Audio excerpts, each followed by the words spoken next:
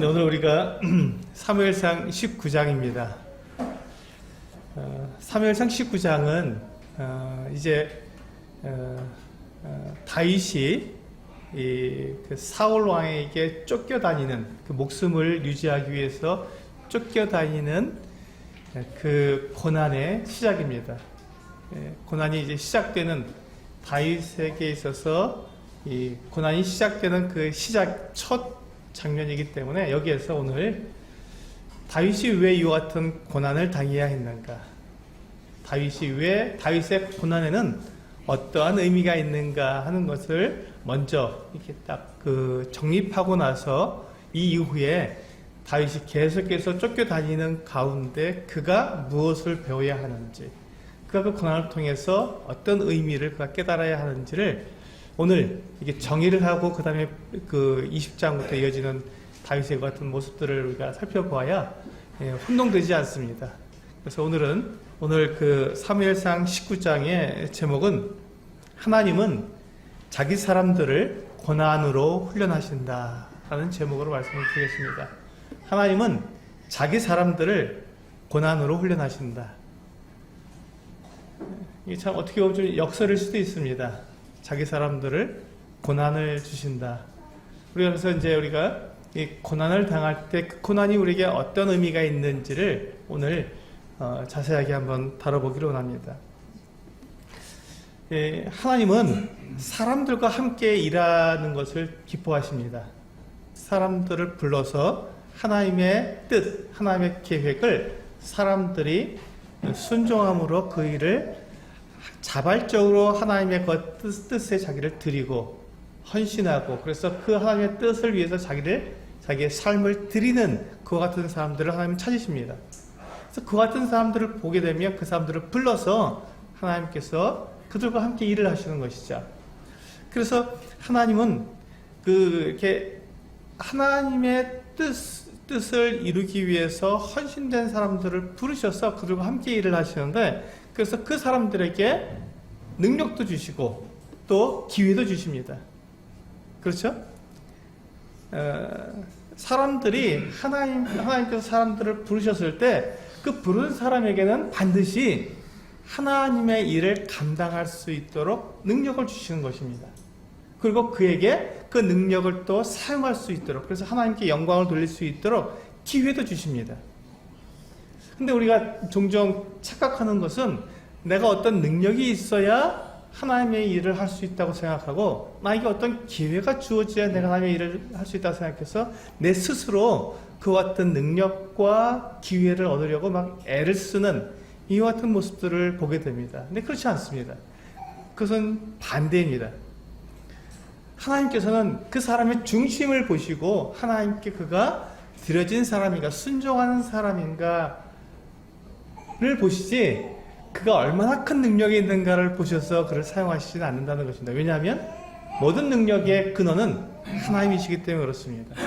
그가 능력이 없어도 하나님께서 그를 쓰시는데 전혀 문제가 없는 것은 하나님께서 그에게 능력을 부여해 주시기 때문에 그렇습니다. 능력을 부여해 주시기 때문에. 그리고 그 능력을 가진 자가 그 능력을 가지고 잘 자기를 갖다 이렇게 준비시켜 놓으면 정확한 때에 정확한 상황 속에서 그 능력을 사용할 수 있도록 기회를 주시는 것이죠. 그게 지금 우리 사울 왕과 다윗의 관계에 있어서 분명하게 드러나고 있습니다. 그런데 문제는 여기에 있습니다. 사람들이 하나님께로부터 어떤 능력을 받고 기회를 부여받아서 어떤 일들을 잘 행해놨을 때 이때부터 문제가 생깁니다. 사람들은 그 마음의 중심에 이 교만이라는 것이 올라오게 되는 것이죠.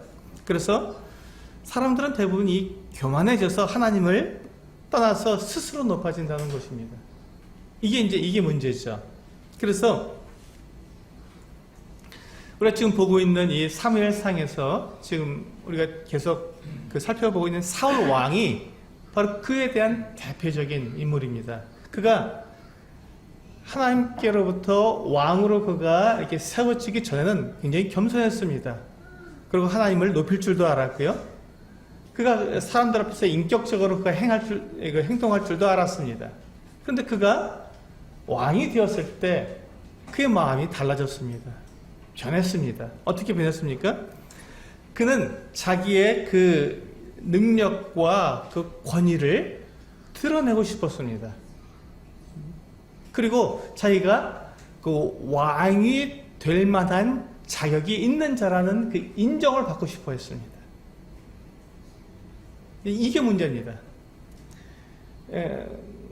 그가 왕이 된 것은 하나님의 전적인 은혜였고, 그가 능력이 없든 그가 어떠한 제약, 약점이 있든 상관없이 하나님께서 그를 불러서 왕으로 세우셨으면 그 하나님께 감사하고 자기를 왕으로 삼아주신 하나님의 은혜에 보답하기 위해서 백성들을 잘 다스렸어야 되고, 백성들을 하나님께로 인도하는 그 어떤 왕이 되었어야 되는데, 사울왕의 문제는 어떤 문제가 있었냐면, 내가 왕이 되었는데 그것은 내가 왕이 될 만한 자격이 있기 때문이다. 능력도 있고 실력도 있고 그런 자격이 있기 때문에 하나님께서 나를 부르신 것이다 하는 것을 사람들에게 나타내고 싶고, 사람들로부터 또한 인정을 받고 싶었던 것이죠. 그러니까 이 사울은 하나님의 인정, 하나님의 부르심, 거기에 만족한 것이 아니라 그 다음에 사람들로부터 오는 인정도 그가 받고 싶었던 것입니다. 그런데 하나님은 눈에 보이지 않지 않습니까? 그러니까 하나님의 인정은 잘 느껴지지가 않아요. 그거는 별로고, 눈에 보이는 사람들에 의해서 와, 우리 왕 만세, 우리 왕 정말 잘한다, 이와 같은 정말 왕될 자격이 있는 사람이야, 제대로 뽑았어, 이런 말을 듣고 싶어서 이 사울 왕이 그때부터 태도가 달라져 버린 것이죠. 왕이 되기 전에는 왕에 대해서 생각도 안 했어요. 근데 왕이 되고 나니까 자기가 왕 될 만한 자격이 원래 있었다는 것이죠. 그것을 사람들에게 드러내서 인정을 받고 싶었던 것입니다. 저는 이것을 모순이라고 표현하고 싶습니다. 모순이라는 말은 어떤 말이나 행동이 서로 어긋남을 비유하는 말이다라고 사전에 되어 있습니다. 말이나 행동이 서로 어긋나는 것이다. 그래서 우리가 이제 어떤 사람이 이렇게 말하면, 나는 불의와 비리를 보면 참을 수가 없어, 이렇게 말하는 사람이 자기 스스로 비리를 저지른다면 그게 모순이 되는 거죠. 나는 이 불의와 이런 것들은 나는 참지를 못하면서 자기가 불의를 저지르고 있다면 그게 모순이 된다는 것입니다. 그리고 그렇다면 이제 이것을 우리가 우리 믿는 사람들의 입장에서 한번 생각해 본다면, 지금 그 하나의 부르심과 그 능력에 대한 것으로 우리가 한번 생각해 본다면, 우리는 이렇게 말할 수 있습니다. 하나님께서 나에게 능력을 주시고 나에게 기회를 주신 것에 감사한다고 말하면서, 내가 그런 능력을 가지고 있고 그런 기회를 얻기에 합당한 사람이라고 말한다면 이것은 모순이 된다는 것이죠. 지금 사울 왕이 그런 모순에 빠져 있는 것입니다. 그가 하나님께로부터 그가 왕으로 이렇게 부르심을 받기 전에는 내가 무슨 왕 될 사람이나 그렇지 않다라고 분명히 이렇게 얘기를 했는데, 그러니까 왕이 되고 난 다음에는 맞아, 나는 왕 될 자격이 있었던 사람이야 라고 그렇게 행동을 하고 싶어 하기 때문에 이것은 모순된다는 것이죠. 만약에 나에게 그런 자격이 이미 있는 사람이라면, 나는 그런 자격이 있지라고 말하는 사람이라면, 그는 하나님이 그에게 그런 부르시지도 않고 그런 기회를 주시지 않아도 자기 스스로 그와 같은 일을, 그런 위치, 그런 기회를 스스로 만들 수 있어야 한다는 것이죠. 그런데 우리들 가운데서 자기 스스로 그와 같은 위치, 또 그와 같은 기회를 만들 수 있는 사람이 있겠습니까? 없습니다. 우리는 내일 일을 알지 못합니다. 그렇기 때문에 우리가 내가 어떤 기회를 내가 만들려고 아무리 애써도 한순간 그 모든 것들이 다 뒤바뀌어 버리기 때문에 내 계획과 상관없이 나에게 일어나는 일들을 내가 예상할 수도 없고 조절할 수도 없기 때문에 우리는 그와 같은 일들을 내가 만들어낼 수가 없습니다. 그래서 우리는 그런 자격이 없는 사람들입니다. 우리는 그런 자격이 없는 사람들입니다. 이것을 잊지 말아야 합니다. 우리는 자격이 없는 사람인데 하나님께서 나를 부르셔서 나를 사용하시는 것이라는 것을 우리는 잊지 말아야 한다는 것입니다. 그렇기 때문에 내가 그런 은혜를 받을 자격이 있는 자라는 것을 인정받으려고, 사람들에게 인정받으려고 애를 쓸 필요도 없다는 것입니다. 그렇게 하지도 말아야 한다는 것이죠. 은혜란 자격이 없는 자에게 베푸시는 하나님의 호의를 말하는 것입니다. 은혜란 자격이 없는 사람에게 베푸시는 호의입니다. 그러니까 자격이 있는 사람에게는 은혜가 아니죠. 은혜가 아닙니다. 자격이 있는 사람은 그건 마땅한 조치를 해주는 것이죠. 마땅한 조치를 해주는 것입니다. 그건 은혜가 아닙니다. 그런데 그것이 은혜가 되려면 나에게 자격이 없는데도 불구하고 나를 불러서 나에게 그 같은 일들을 맡기시는 하나님의 호의가 나에게 주어진 것이라고 우리는 고백하는 것입니다. 그래서 내가 하나님의 은혜를 입었다고 말을 하려면 그 말에는 내가 자격이 없습니다 라고, 난 자격이 없는 자입니다, 그럼에도 하나님께서 나를 불러주셨으니 감사합니다.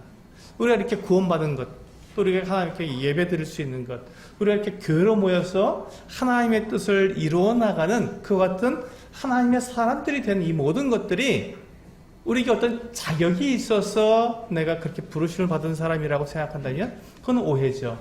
그렇지 않습니다. 우리는 그 누구도 내 자격으로 하나님 앞에서 내가 구원받은 사람은 단 한 사람도 없습니다.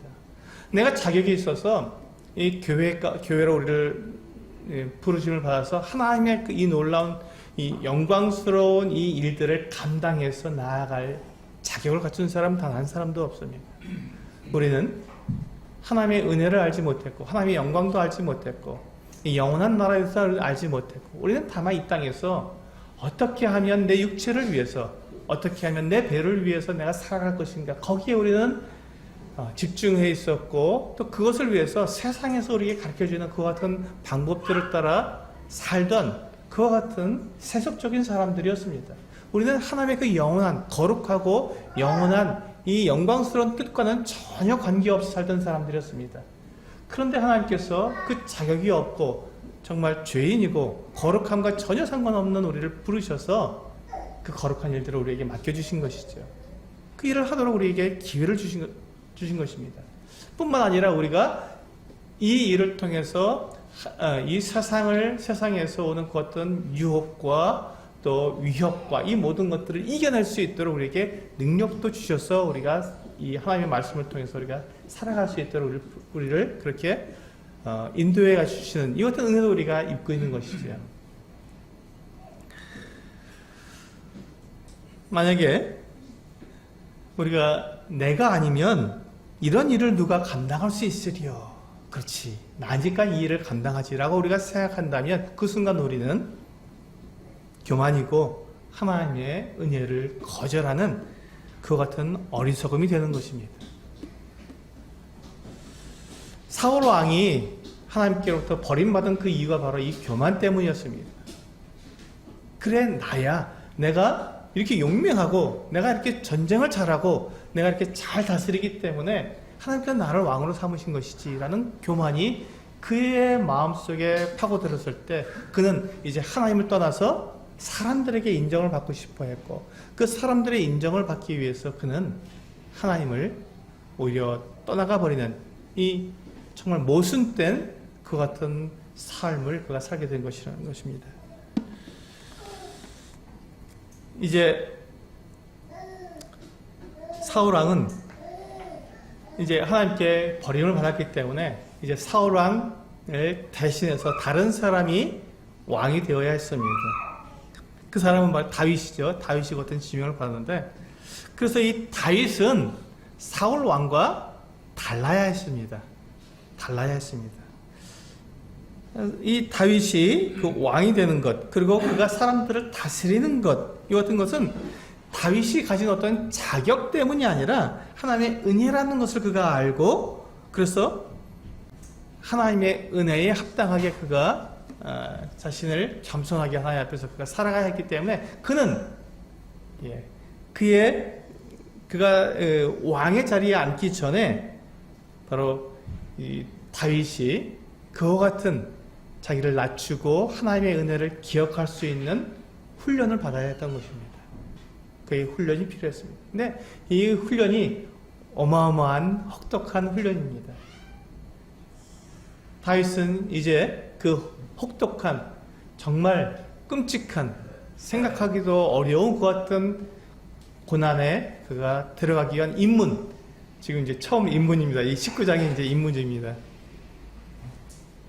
그래서 이 다윗이 이후에 사울 왕이 죽고 그가 왕으로 세워질 때까지, 그리고 그 왕으로 세워져서 그가 정말 그 선한 왕으로서 하나님께 인정받기까지 그의 삶은 완전히 고난과 정말 모든 어려움으로 점철되어 있습니다. 그런데 이 하나님께서 그 세우시고 하나님께서 내 마음에 합한 자라고 말하는 이 다윗이 이와 같은 고난을 받는다는 것이 어떤 의미가 있을까요? 그것이 바로 하나님께서 이 다윗에게 이 고난을 통해서 하나님의 은혜를 잊지 않도록 하시는 그 같은 훈련이었다는 것입니다. 하나님의 은혜를 잊지 않도록. 나는 아무 능력이 없는데 하나님께서 나에게 은혜를 베푸신 것이라는 것을 그가 죽을 때까지 그는 그것을 잊지 않고 그는 살았습니다. 그가 왕이 되어서 때로는 그가 실수할 수도 있고 범죄할 수도 있었지만 그러나 그는 그때마다 자기는 아무런 자격이 없는데 하나님께서 나를 왕으로 세우셨으니 내가 무엇을 말하리요 하면서 그가 자기를 낮추고 하나님의 모든 그 같은 심판과 하나님의 그 정죄에 그가 겸손하게 엎드렸던 모습을 볼 수 있습니다. 사울은 그것이 없었죠. 사울은 그가 범죄했을 때 그를 지적하면 그에게 정죄하게 되면 그는 그것을 어떻게 했습니까? 부인하고 변명하고 어떻게든지 빠져나가서 그가 나는 자격이 없는 사람이야 라고 그가 나타내지 않고 어떻게든지 나는 자격이 있는 사람이야 라는 것을 백성들에게 나타내기 위해서 그렇게 모순된 행동을 했던 것입니다. 이제 한번 다윗을 한번 생각해 보실까요? 다윗은 어떤 사람이었습니까? 그 이스라엘 군대가 두려워하고 벌벌 떨며 특히 그 정말 용맹한 용사였던 이 사울 왕도 그와 이 싸움을 피했던 블레셋 거인 이 골리앗을 단번에 쓰러뜨린 그 같은 사람이었습니다. 그리고 그가 이제 전장에서 이제 돌아오게 될 때 이스라엘 여인들이 나와서 그들을 환영할 때 사울은 천천히요, 다윗은 만만이다라는 이 같은 칭송을 듣는 그 같은 사람이었습니다. 자, 보세요. 지금 다윗은 아직 젊습니다. 소년이었습니다. 아직 20세가 채 넘지 않았기 때문에 그와 같은 상황 속에서 이 다윗이 이와 같은 칭찬과 이와 같은 놀라운 능력을 나타내게 되었을 때 다윗이 어떻게 됐을까요? 그 마음에 교만이 싹트지 않을까요? 예, 그렇습니다. 그는 얼마든지 그의 마음에도 사울 왕처럼 내가 정말 이렇게 뛰어난 사람이구나, 내가 정말 이렇게 능력이 있는 사람이구나라고 이렇게 오해할 만큼 그에게는 이 놀라운 그 기회가 주어진 것이죠. 하나님의 은혜가 그에게 풍성하게 들어갔던 것입니다. 그리고 그가 다니는 곳마다 지혜롭게 행하고 하나님께서 함께 하셔서 모든 일들을 이 모든 임무를 다 완수하는 참 놀라운 일들을 그가 했던 것입니다. 그래서 다윗도 자기 스스로의 힘으로 백성들에게 인정을 받으며 자신의 자격을 나타낼 수 있는 그와 같은 때가 된 것입니다. 바로 그때 하나님께서 다윗에게 어떤 일을 하셨습니까? 그에게 고난을 주셨던 것입니다. 이제 너는 훈련에 들어와야 한다. 고난을 통해서 너는 아무런 자격이 없고 아무런 능력도 없다는 것을 너는 배워야 한다라고 하나님께서 말씀해 주신 것 같습니다. 바로 그때 이 사울 왕의 질투와 시기로 인한 공격이 시작된 것이죠. 다윗이 여러 번 이 사울 왕의 공격을 피해서 그가 달아났지만 정말 두려운 일이 아닐 수 없습니다. 근데 참 감사한 것은 이 사울 왕의 아들인 요나단과 그 딸인 미갈이 그래도 다윗을 인정하고 다윗을 보호하고 도와주었다는 것입니다.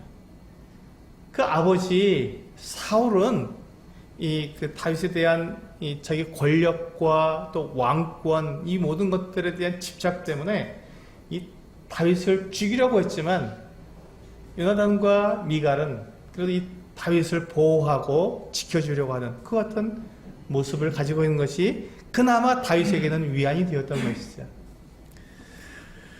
그래서 요나단이 오늘 이거 19장에 보시면 이제 사울 왕이 다윗을 죽이라고 하니까 이제 이 요나단이 아버지에게 가서 말을 합니다. 그가 무슨 잘못을 했습니까? 그는 그 거인 골리앗을 죽여서 우리 이스라엘을 구원해낸 용사 아닙니까? 그래서 왕도 그를 기뻐하고 사랑하지 않았습니까? 그런데 그가 아무 잘못도 없는데 왜 죽이러 가십니까? 그것은 왕에게 허물이 돌아가는 일이니까 그렇게 하지 마십시오 했을 때 사울 왕이 요나단의 말을 듣고는 인정을 했습니다. 내가 결코 맹세를 했습니다. 맹세하면서 내가 다윗을 죽이지 않겠다 하고 맹세를 했습니다. 그 다음에 이제 다시 일상으로 돌아와서 생활하게 되었는데 이 전쟁이 일어나니까 또 싸움이 일어나니까 이 다윗을 보내서 또 전쟁을 하겠습니다. 근데 다윗이 너무 잘한 거예요. 블레셋 사람들을 완전히 격파시키고 돌아왔습니다. 자, 이 사울 왕에게 이 성공적인 다윗을 볼 때 그 마음 가운데 뭐가 올라온다고요? 질투. 그가 가진 이 왕국에 대한 그 이스라엘 나라에 대한 왕권에 대한 그의 탐욕이 질투를 일으키게 되었고, 저 다윗이 저렇게 싸움을 잘하고 저렇게 전쟁을 잘하고 군대를 저렇게 잘 운용을 하는데 저렇게 인정을 받는데 나보다 더 나은 자가 아닌가, 이런 이제 비교의식 이런 것들 때문에 사울 왕은 다윗에 대한 또 질투와 분노가 일어나기 시작했습니다. 그래서 이제 또 악령이 그를 또 뒤흔들게 되었고, 그가 또 이렇게 발작을 하자 이제 다윗이 수금을 타기 시작했습니다. 그때 사울은 다시 한번 단창을 들어서 다윗을 죽이려고 했죠. 근데 단창을 이 다윗이 또 피합니다. 정말 하나님의 보호하심이 명백하게 드러납니다. 몇 차례 지금 이 사울 왕이 창을 들어서 이 다윗을 죽이려고 하는데 그 모든 것들을 다 피해서 그가 달아나게 됩니다. 여기서 하나님의 보호하심이 분명히 있었던 것이죠. 그래서 이 다윗이 거기서 달아나서 자기 집으로 돌아가서 이제 있을 때 미갈이 이 다윗에게 말합니다. 이제 이 밤중에 얼른 달아나야 합니다. 그렇지 않으면 내일 아침이 되면 당신은 죽을 것입니다. 그래서 이 다윗을 몰래 빠져나가도록 돕고, 사울 왕은 그때 사람들을 보내서 이 다윗의 집을 포위하고 있다가 날이 밝으면 그때 다윗을 죽이라고 말을 합니다. 그래서 이 미갈은 자기 남편인 이 다윗을 보호하기 위해서 이 다윗을 빼돌리고 그 다음에 침상에다가 우상을 놓고 마치 사람처럼 꾸며댔습니다. 아침이 되자 정말로 이 군사들이 들이닥쳤을 때 다윗이 지금 병들어서 누워있으니 그냥 가라, 이렇게 말을 했습니다. 잡아갈 수 없다는 것이죠. 이제 이 군사들이 가서 사울 왕에게 말을 하자 사울 왕이 직접 다윗을 봐라, 정말 병들었는지 확인해 봐라, 그리고 정말 병들어서 누워있으면 침상째 들고 와서 내 앞에 놓아라, 내가 직접 죽이겠다, 이렇게 말을 했습니다. 그래서 이 군사들이 가서 이제 확인해 보니까 어떻습니까? 이건 아니잖아요. 마네킹이잖아요, 마네킹. 우상, 마네킹이죠. 그때 사울 왕이 진노했습니다. 미갈에게, 그 딸 미갈에게. 네가 어떻게 이럴 수 있느냐, 이렇게 말을 했는데, 그러면서 뭐라고 말하냐면, 내가 어찌 내 대적을 놓아서 달아날 수 있도록 했느냐, 이렇게 말을 했습니다. 사울은 지금 그 앞에 18장 29절을 보시면, 사무엘상 18장 29절을 보시면, 사울이 다윗을 더욱더욱 두려워하여 평생에 다윗의 대적이 되니라. 지금 여기 보시면 이제 마음으로만, 그 태도로만, 그의 행동으로만 이렇게 그냥 다윗을 내가 원수로 삼겠다 하고 그렇게 했는데, 이것을 공공연하게 그 딸 미갈에게 내 대적을 어떻게 네가 빼돌릴 수 있느냐 하고 이렇게 화를 낸 것이고, 공공연하게 이제 선포를 한 거죠. 다윗이 나의 대적이다라고 선포를 하게 된 것입니다. 이것이 사울의 실수였고, 사울이 하나님을 떠난 그 같은 모습이 된 것입니다.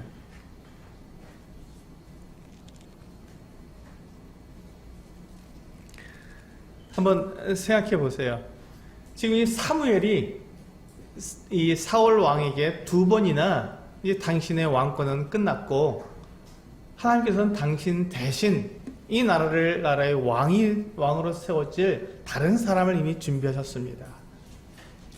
라고 이미 2번이나 이 사울 왕에게 정확하게 말해 주었습니다. 그렇다면 이제 사울은 이와 같은 일이 있을 때 그는 하나님의 뜻을 알았으니 그가 조용히 물러나고 다음 왕이 될 사람에게 그 바톤을 넘겨줬어야 됐는데, 그는 그렇게 하지 않았습니다. 비록 하나님께서 그와 같은 계획을 세우셨을지라도 나는 결코 그것을 인정할 수 없고, 나는 내가 내 다음에 다음 왕이 될 사람이 있다면 내가 그를 죽여서라도 하나님의 뜻이 이루어지지 못하도록 하고 내 왕권을 공고히 하겠다라고 선언한 것입니다. 하나님의 대적이 된 것이죠. 하나님의 뜻을 거스르고 공공연하게 하나님께서 세우실 사람과 대적이 된다는, 원수지간이 된다는 것은 곧 하나님과 원수가 된다는 것입니다. 이것을 지금 이 사울 왕이 깨닫지 못했던 거예요. 자기 그 왕권에 눈이 멀어서 하나님께서 계획하고 계신 것을 내 힘으로 하나님의 뜻을 막을 수 있다. 하나님의 계획을 내가 바꿔놓을 수 있다. 내 능력, 내 힘으로 모든 것을 할 수 있다고 생각하고 그렇게 행동한 것이죠.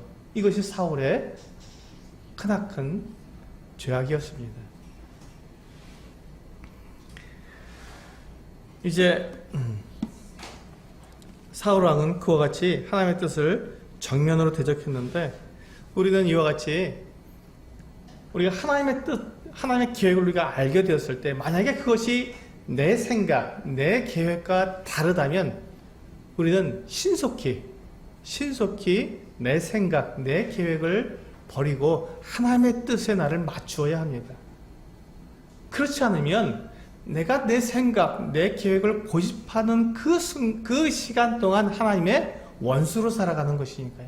하나님의 뜻을 내가 거절하고 반대하고 하나님 되심을 내가 밀어내는, 내 삶에서 밀어내는 그 같은 어리석음, 그 같은 우매함 속에서 내가 살아가는 것이기 때문에 우리는 하나님의 뜻, 하나님의 계획을 알게 되는 순간 내 계획과 다르다면, 내가 그 계획과 다르다면 내 생각을 얼른 접고 내 계획을 얼른 버리고 하나님의 뜻에 맞춰서 살아가야 한다는 것입니다. 우리 그것을 이 사울 왕의 이 모습에서 우리는 것을 배워야 합니다. 이제 하나님께서는 이 사울 왕을 바로 심판할 수 있었습니다. 그가 하나님을 공개적으로 이제 그가 대적하는 자가 되었기 때문에 하나님께서는 이 사울 왕을 즉각적으로 심판할 수 있었지만, 하나님께서는 사울 왕을 그냥 두셨습니다. 그게 다시 한번 기회를 주시면서 다윗을 훈련시키는 도구로 사용한 것입니다. 다윗을 훈련시키는 도구로 사용하신 것입니다. 이제 다윗이 자기 집을 빠져나와서 어디로 갔냐면 라마로 갔습니다. 라마에는 선지자 사무엘이 그곳에서 살고 있었습니다. 그래서 이 다윗이 라마에 있는 이 사무엘에게 가서 자기가 지금 당한 일들, 그리고 사울이 행한 모든 것들에 대해서 다 말해 주었습니다. 왜 그랬을까요? 너무나도 억울하니까. 너무나도 억울하기 때문에 그 자기의 마음, 이 자기의 그 상황, 자기의 형편에 대해서 사무엘에게 다 말하고 위로를 받고 싶었던 것이죠. 이때의 다윗의 마음을 알 수 있습니다. 어떻게 알 수 있을까요? 시편 59편을 열어보시면 그때 다윗이 어떤 마음이었는지를 이 시편에 그대로 기록해 놓고 있습니다. 시편 59편입니다. 우리는 이 시편 59편을 통해서 이 다윗의 마음을 알면서 여기에서 우리가 이 고난을 우리가 애매히 받는 이 고난을 어떻게 해석하고 그 다음에 어떠한 태도를 취해야 되는지 우리는 여기서 배울 수 있습니다. 우리 시편 59편을 보시면 그 머릿말에 이렇게 써 있습니다. 사울이 사람을 보내어 다윗을 죽이려고 그 집을 지킨 때, 그렇죠? 지금 바로 이때입니다. 자기 아내 미갈에 의해서 몰래 창문에 달아내려서 도망치고 달아나서 라마로 가서 사무엘에게 가서 자기의 모든 사정을 하소연할 수밖에 없는 그때 다윗은 이 시편 59편을 이와 같이 지어서 노래를 했습니다. 그때의 심정을 그대로 노래한 것이죠. 여기 보시면 1절을 보시면 이렇게 노래하고 있습니다. 나의 하나님이여 나의 원수에게서 나를 건지시고 일어나 치르는 자에게서 나를 높이 드소서. 이게 지금 다윗의 마음이었습니다. 자기는 억울하다는 것이죠. 하나님 정말 나를 좀 구원해 주시고 나를 좀 도와주십시오. 나를 살려주십시오 하는 것이 이 다윗의 고백이었습니다. 그러면서 이제 그가 3절과 4절을 보시면 그들이 나의 생명을 해하려고 엎드려 기다리고 강한 자들이 모여 나를 치려하오니 여호와여 이는 나의 잘못으로 말미암이 아니요 나의 죄로 말미암도 아니로소이다. 내가 허물이 없으나 그들이 달려와서 스스로 준비하오니 주여 나를 도우시기 위하여 깨어 살펴주소서. 여기 보시면 이 자기의 대적들이 자기를 하려하고 자기를 이렇게 괴롭히는 것을 그 고난을 당하게 되었을 때 그가 자기 자신을 살펴보았습니다. 자기 자신을 살펴봤을 때 자기에게 잘못이 있는지 나에게 죄가 있는지 나에게 허물이 있는지 살펴보았습니다. 그렇습니다. 우리가 어떤 고난을 만나게 되었을 때 어떤 어려움에 우리가 처하게 되었을 때 우리는 먼저 우리 자신을 돌아봐야 합니다.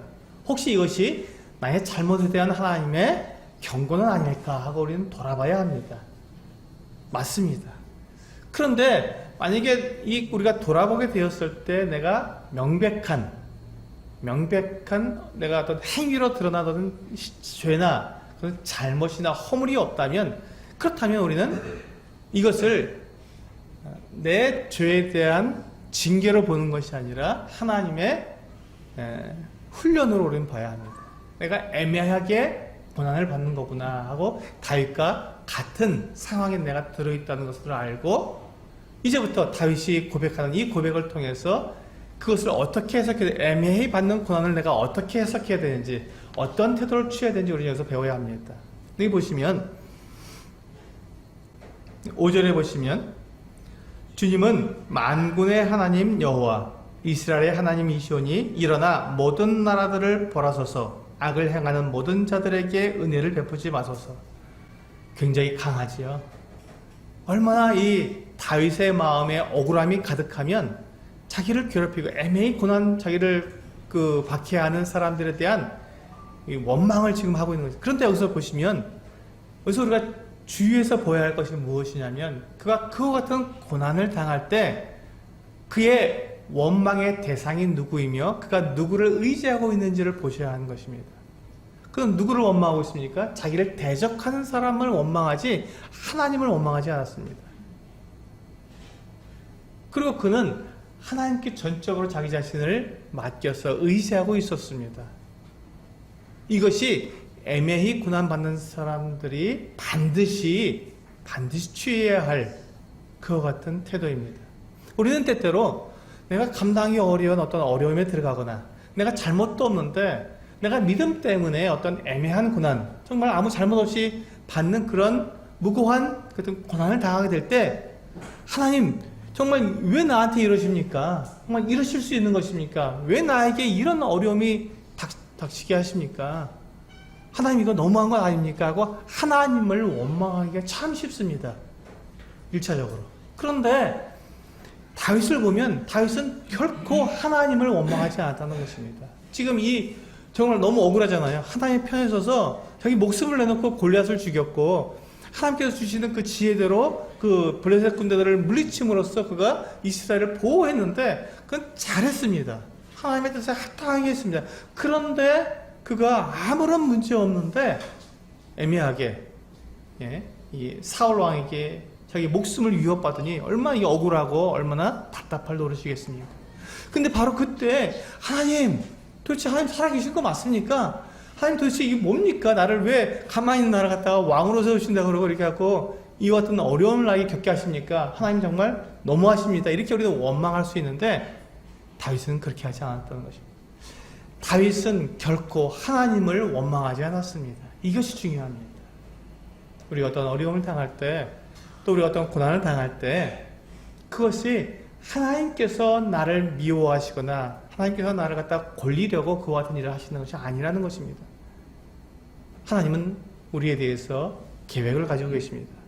그리고 하나님께서 우리를 영광스럽게 하나님의 일에 동참하도록 우리를 만들고 싶어 하십니다. 그래서 하나님은 자기의 사람들을 고난을 통해서 훈련하시는 것입니다. 하나님은 계획이 있으십니다. 우리들에게 너무너무 큰 계획, 너무 아름다운 계획, 그리고 거룩하고 영광스러운 계획을 가지고 계십니다. 다만 우리가 그 계획에 우리가 참여하고 그 영광스러운 일들을 정말 온전하게 감당하기 위해서 우리에게 훈련이 필요한 것이죠. 그래서 우리가 이 세상에서 이같이 승리할 수 있는 그 삶의 비결은 바로 어떤 상황, 어떤 어려움이 있더라도 하나님을 대적으로 삼지 않는다는 것입니다. 오히려 하나님의 편이 되어야 합니다.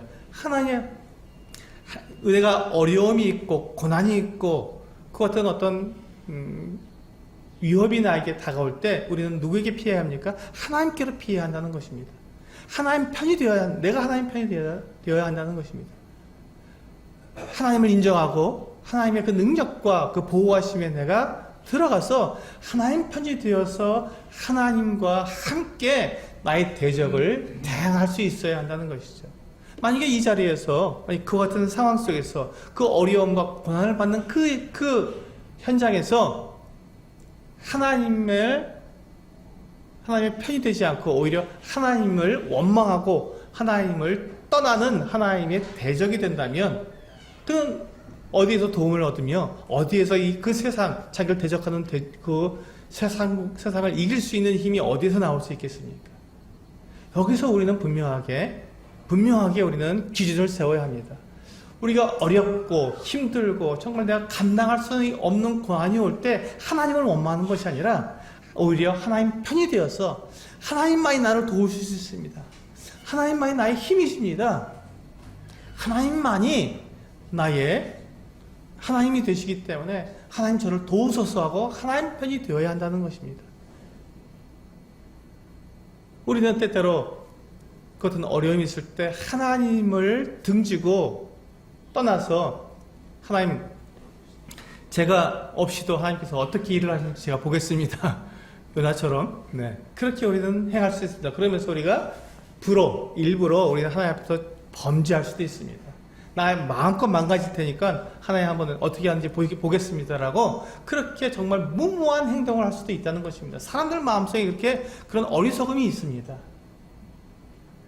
그것은 하나님을 의심하는 것이고 하나님을 대적하는 것입니다.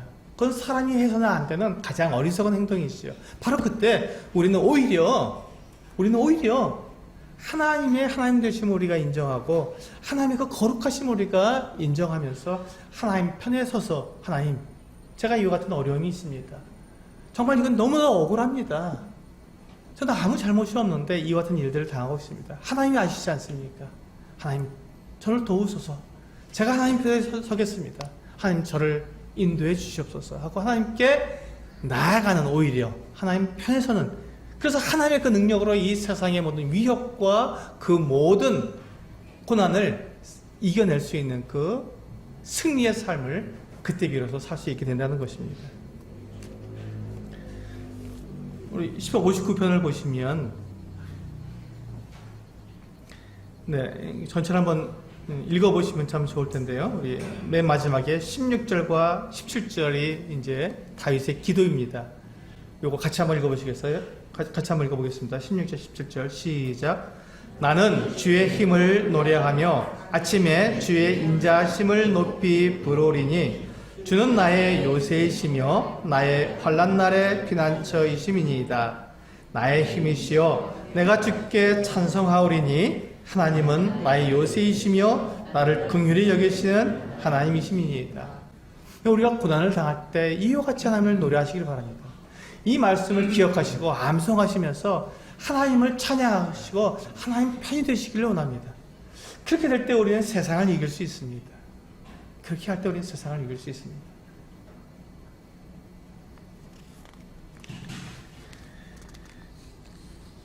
만약에 여기서 우리가 하나님의 이 같은 훈련을 우리가 거절하고 하나님을 떠나게 된다면 그는 아직도 자기가 자기 자신의 주인 자리에 앉아있는 사람입니다.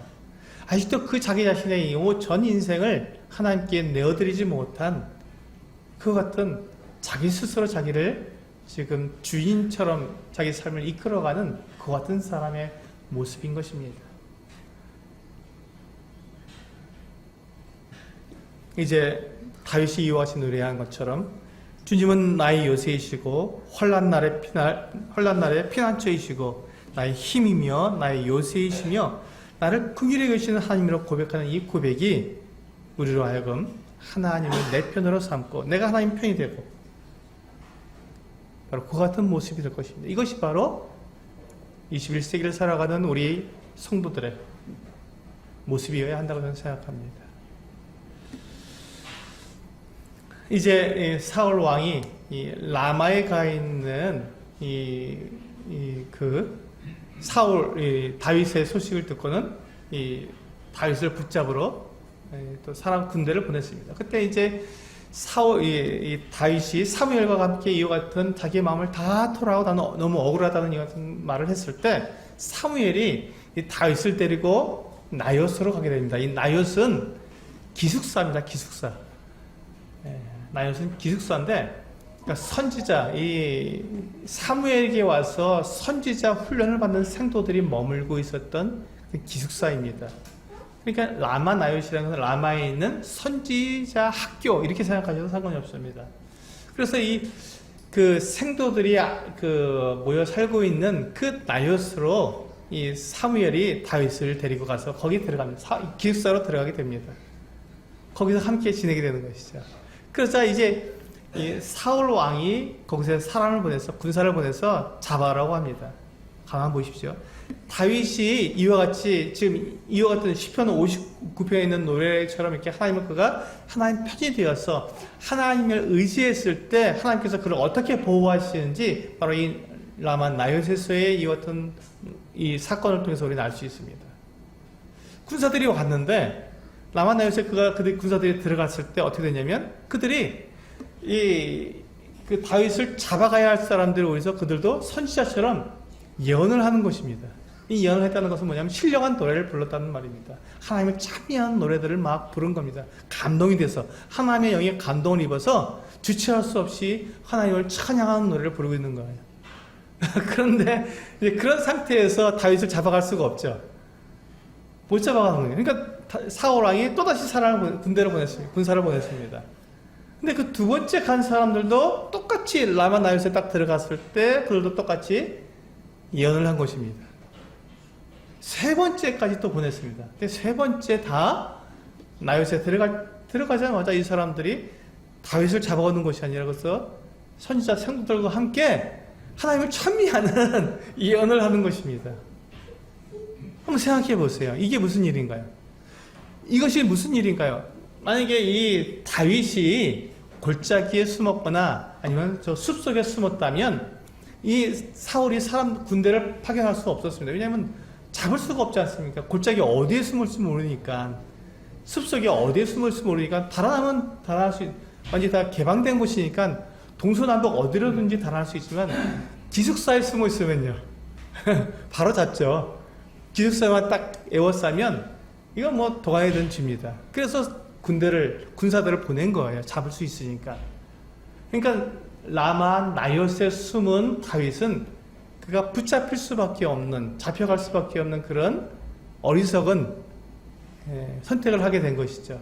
그런데 그렇게 잡힐 수밖에 없는 이 다윗을 하나님께서 어떻게 하셨다고요? 보호하셨습니다. 어떻게 보호하셨습니까? 하나님의 주권적인, 하나님의 전적인 능력으로 그 군사들에게 하나님의 영이 감동하심으로 다윗을 잡아갈 생각을 전혀 할 수 없도록 그렇게 만들어 버리신 것입니다. 놀랍지 않습니까? 정말 놀라운 일입니다. 정말 놀라운 일입니다. 하나님께서 다윗을 보호하시는 그 보호하심이 이렇게 나타난 것입니다. 그가 어떻게 했을 때? 하나님의 편이 되었을 때. 하나님을 원망하거나 그 고난을 두려워하거나 그것을 피하려고 하나님을 떠나지 않고 오히려 하나님께 더 가까이 나아가서 하나님, 저를 하나님께 맡깁니다라고 그가 하나님께 다가섰을 때, 하나님을 부둥켜 안았을 때, 하나님은 그 다윗을 위해서 하나님의 전권적인 그 능력으로 하나님의 영으로 감동하셔서 하나님을 이 다윗을 보호하셨던 것입니다. 그러니까 3번이나 군사를 보냈는데 똑같이 그들이 다윗을 잡아오지 못하자 사울이 직접 나섰습니다. 직접 나섰습니다. 근데 이번에는 더 강하게 하나님께서 역사하셨습니다. 그가 그 수고에 있는 그 세탁소에서부터, 우물에서부터 나역까지 걸어가는 동안에 그가 하나님의 영에 감동되어서 그가 예언을 한 것입니다. 하나님 찬양하고 신령한 노래를 부르면서 하나님을 이렇게 예언을 하면서 갔습니다. 그가 막 하나님의 영에 그 감동이 너무 몸이 더우니까 이제 사무엘 앞에서 옷을 다 벗고, 그 옷을 다 벗었다는 것은 겉옷을 벗었다는 말입니다. 겉옷을 벗고 그가 누워서 거기서 그렇게 지냈던 것이죠. 자, 이제 무방비 상태가 되었습니다. 군사들도 무방비 상태요. 사울 왕도 무방비 상태입니다. 다윗은 얼마든지 그 나일에서 나와서 달아날 수 있었습니다. 얼마든지 그가 가장 그가 그 위험한 곳, 가장 붙잡히기 쉬운 장소인 나일에 들어갔을 때 하나님은 그를 가장 안전하게 보호해 주셨던 것이죠.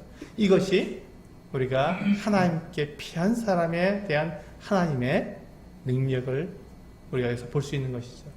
그래서 20장 1절을 보시면 이 다윗이 그 나일에서 도망해서 누구한테 갑니까?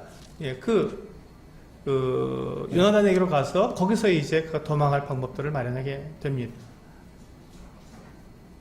이것이 우리가 세상을 이기는, 하나님에 의해서 세상을 이기는 성도들의 아름다운 간증이 아니겠습니까? 이것이 바로 그와 같은 모습입니다.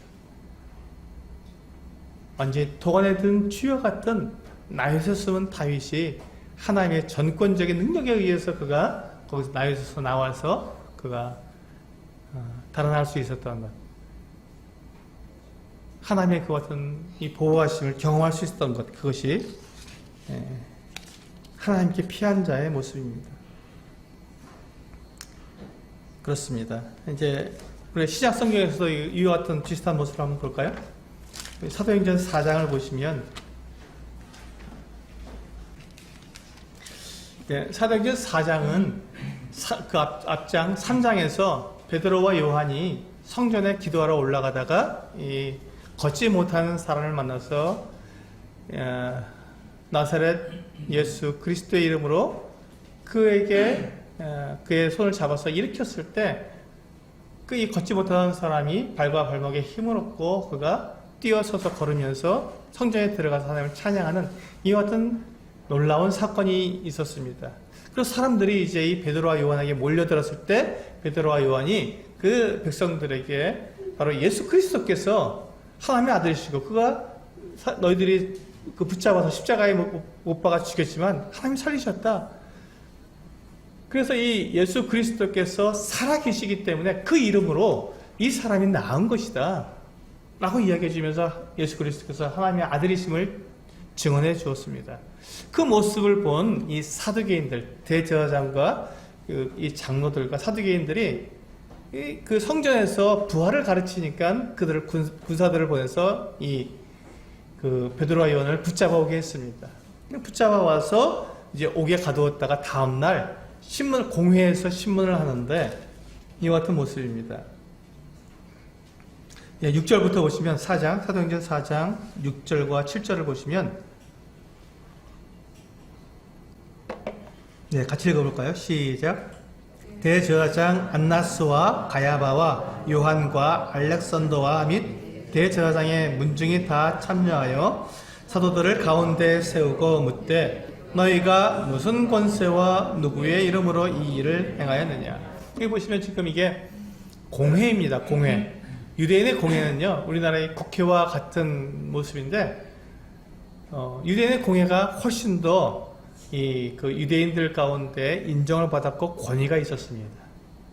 우리나라 국회도 굉장히 권위가 있지만 유대인의 공회는 훨씬 더 큰 권위를 가지고 있었습니다. 근데 지금 이 베드로와 요한은 어떤 사람들이었습니까? 이게 갈릴리 어부였어요, 어부. 근데 그 사람들이 공회 앞에 선다는 것 자체가 두려움과 떨림의 같은 장소였습니다. 그곳에서 지금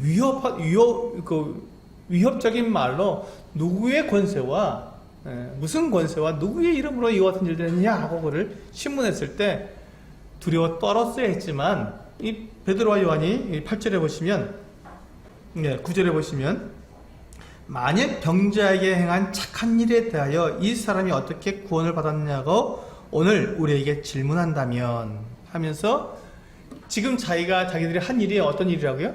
착한 일이라고 이야기했습니다. 선한 일이었죠. 아무 잘못이었다는 거죠. 애매하게 지금 당신들이 우리를 잡아서 이렇게 옥에 가두고 신문을 하는데 왜 이런 일을 하느냐? 그렇게 묻는다면 봅시다. 하고 10절에 보시면 너희와 모든 이스라엘 백성들은 알라. 너희가 십자가에 못 박고 하나님이 죽은 자 가운데서 살리신 나사렛 예수 그리스도의 이름으로 이 사람이 건강하게 되어 너희 앞에 섰느니라. 지금 이 베드로와 요한은 정말 이 애매한 고난, 아무 잘못 없이 괜히 지금 붙들려서 옥에 갇히고 이렇게 신문을 당하는 이와 같은 그들이 고난을 당하고 있지만 하나님을 원망하지 않았습니다. 오히려 예수 그리스도를 그들에게 증거할 수 있는 그것을 기회로 삼았습니다. 담대했습니다.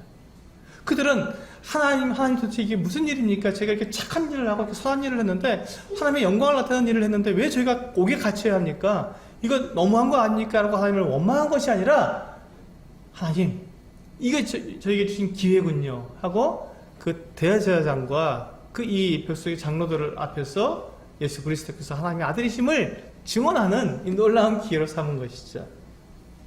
그 다음에 우리 보시면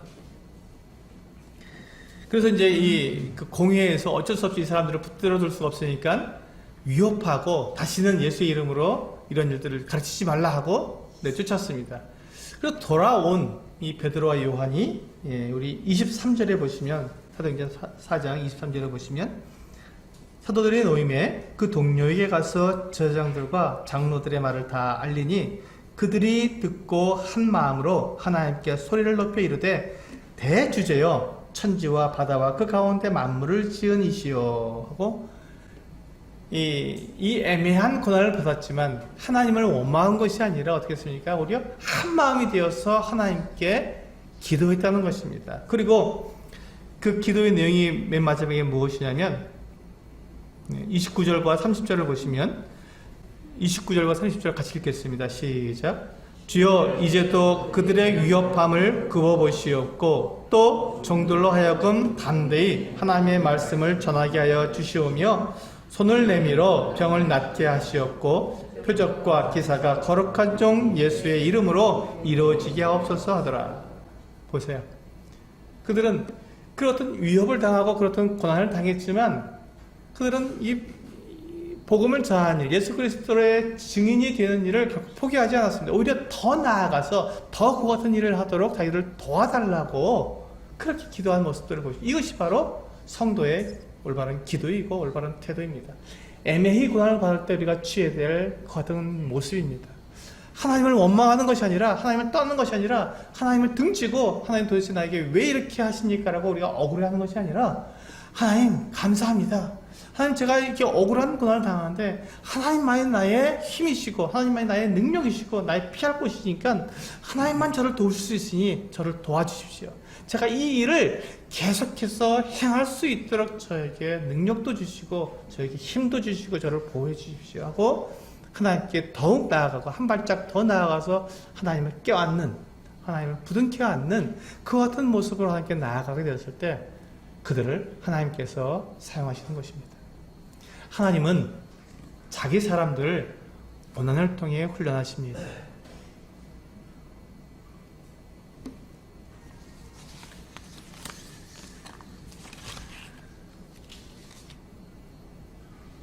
이것이 바로 하나님에 대한 우리의 믿음이고 믿음으로 우리가 고난을 이겨내는 방법입니다.